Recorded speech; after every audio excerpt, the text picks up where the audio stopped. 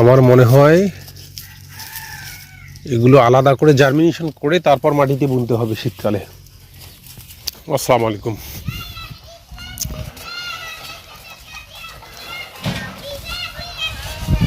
সকাল সকাল একটু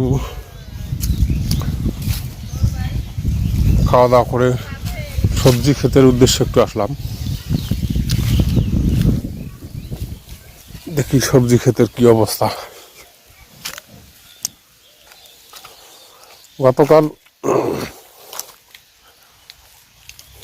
এখানে এই বেড পদ্ধতিতে শশা রোপণ করেছিলাম।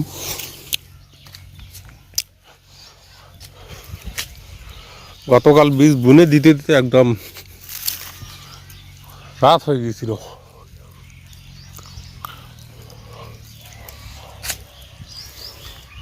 তারপরেও কাজ শেষ করে, মানে রাত হলেও কাজ শেষ করে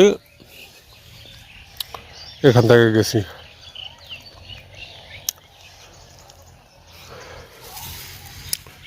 দেখি এখানে করলা রোপণ করেছিলাম সেই 5-6 দিন আগে। করলার বীজগুলোর কি অবস্থা এইটা একটু দেখতে হবে।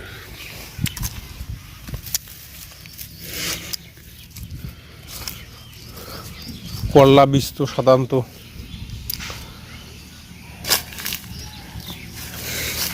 এত দেরিতে গজায় না, 7-8 দিন হয়ে গেল। কি অবস্থা একটু দেখি।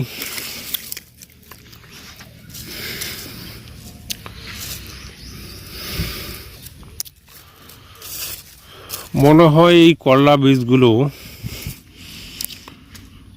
গজাবে না।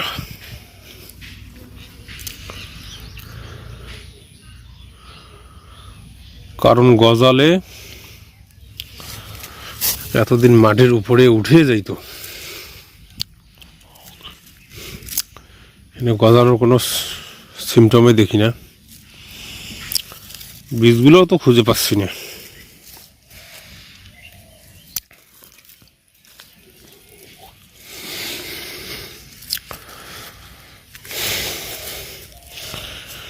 একটা বীজও নেই।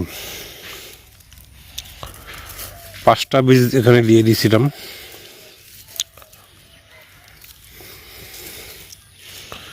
একটা বীজও খুঁজে পাচ্ছি না,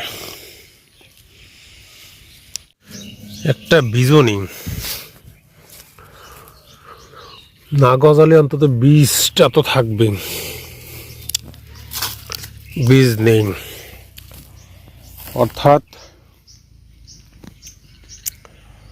আমার মনে হচ্ছে শীতকালে আপনার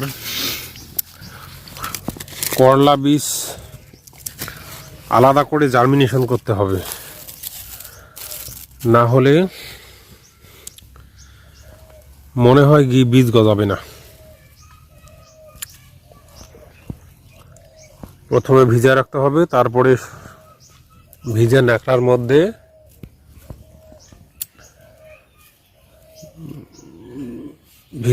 মধ্যে আপনার ঢুকিয়ে চটের বস্তাও ভিজাতে হবে। চটের বস্তা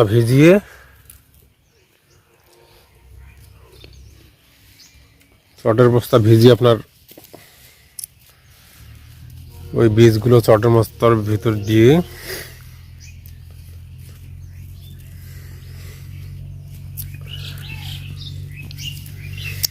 কোনো একটা গরম জায়গার মধ্যে রাখতে হবে, তাহলে হয়তো বা করলা বীজের জার্মিনেশন হবে। না হলে আমি সরাসরি মাটিতে বীজটা বপন করে দিয়েছিলাম,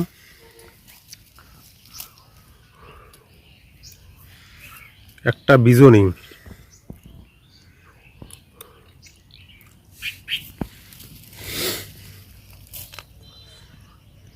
একটা বীজও নেই, বীজগুলো মনে হয় পচে গেছে। দেখি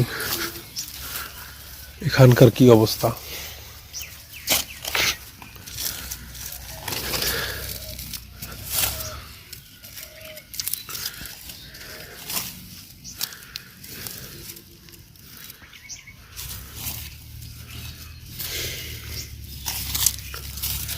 এই জায়গায়ও একই অবস্থা।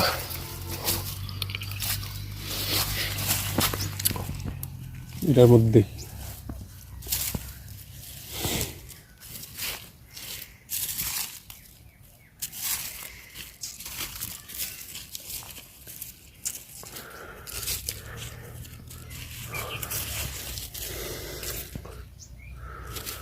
কি অবস্থা, একটাতেও বীজ নেই।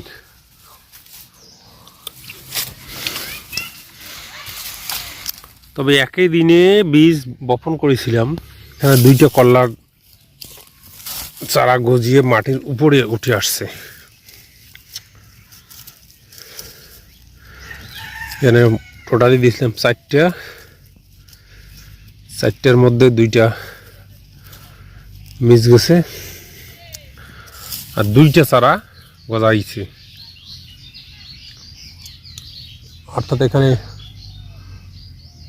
টোটালি আমি 70টার মতো বীজ বুনেছিলাম। 70টার মধ্যে এই 2টা চারা শুধু মাটির উপরে আসছে, বাকিগুলো নষ্ট হয়ে গেছে।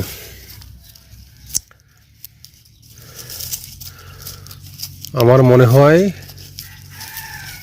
এগুলো আলাদা করে জার্মিনেশন করে তারপর মাটিতে বুনতে হবে শীতকালে।